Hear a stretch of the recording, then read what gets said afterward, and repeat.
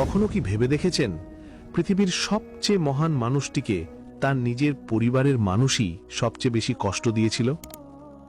যে চাচা শৈশবে তাকে আদর করেছিল, কোলে তুলে নিয়েছিল, সেই চাচাই একদিন প্রকাশ্য জনসমাবেশে তাকে অভিশাপ দিয়ে বলেছিল, তুই ধ্বংস হ।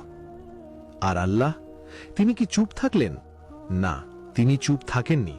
তিনি নাজিল করলেন এমন একটি সূরা যা কিয়ামত পর্যন্ত সেই চাচার লাঞ্ছনার দলিল হয়ে থাকবে।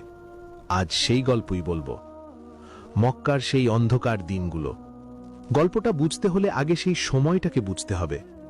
মক্কা তখন গভীর অন্ধকারে নিমজ্জিত। পবিত্র কাবার চারপাশে সারি সারি সাজানো ৩৬০টি মূর্তি।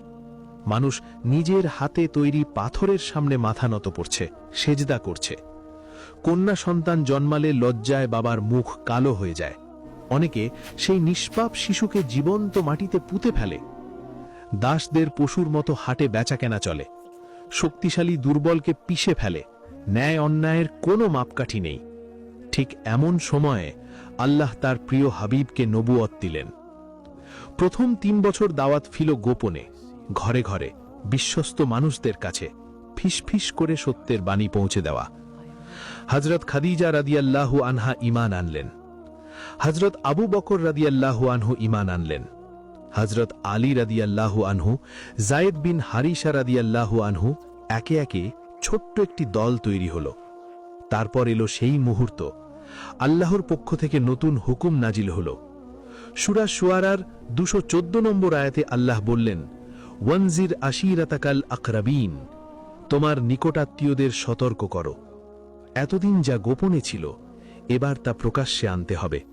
এবার সামনাসামনি মুখোমুখি হতে হবে নিজের পরিবার, নিজের গোত্র, নিজের সমাজকে। সাফা পাহাড়ের সেই ঐতিহাসিক মুহূর্ত।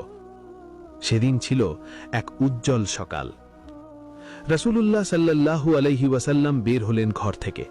তার গন্তব্য সাফা পাহাড়। কাবার কাছেই অবস্থিত এই পাহাড়। তিনি ধীরে ধীরে উঠে গেলেন পাহাড়ের চূড়ায়। সেখানে দাঁড়িয়ে তিনি উচ্চস্বরে ডাক দিলেন, ইয়া সাবাহা, ইয়া সাবাহা। আরবে এই ডাকের বিশেষ অর্থ ছিল। এই ডাক মানে কোনো বড় বিপদ আসছে, শত্রু সেনা আক্রমণ করতে পারে, সবাইকে এক্ষুনি জড়ো হতে হবে। মুহূর্তের মধ্যে খবর ছড়িয়ে পড়ল গোটা মক্কায়। মানুষ দৌড়ে আসতে লাগল। কে ডাকছে? কি হয়েছে? বানু হাশিম এলো, বানু উমাইয়া এলো, বানু মখজুম এলো, বানু আব্দে মানাফ এলো। মক্কার প্রতিটি গোত্রের মানুষ এসে জড়ো হলো সাফা পাহাড়ের পাদদেশে। তারা উপরে তাকিয়ে দেখল মুহাম্মদ দাঁড়িয়ে আছেন।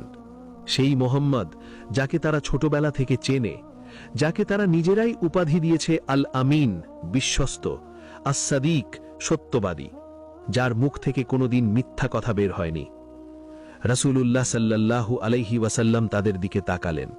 তার দৃষ্টিতে ছিল গভীর ভালোবাসা আর উদ্বেগ।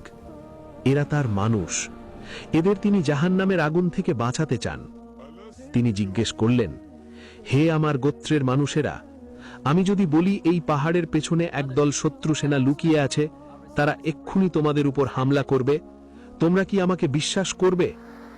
সমবেত জনতা এক বাক্যে জবাব দিল, হ্যাঁ, অবশ্যই বিশ্বাস করব।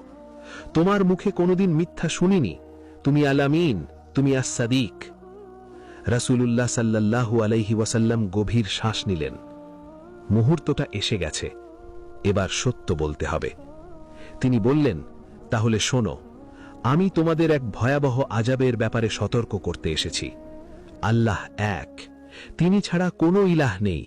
এই মূর্তিগুলো কিছুই করতে পারে না।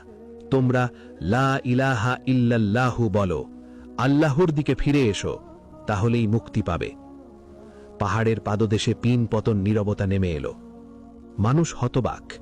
কেউ ভাবছে, কেউ দ্বিধায় পড়েছে, কেউ কেউ হয়তো হৃদয়ে সত্যের স্পর্শ অনুভব করছে। আবু লাহাবের অভিশাপ। ঠিক সেই মুহূর্তে জনতার মধ্য থেকে একজন মানুষ সামনে এগিয়ে এলেন।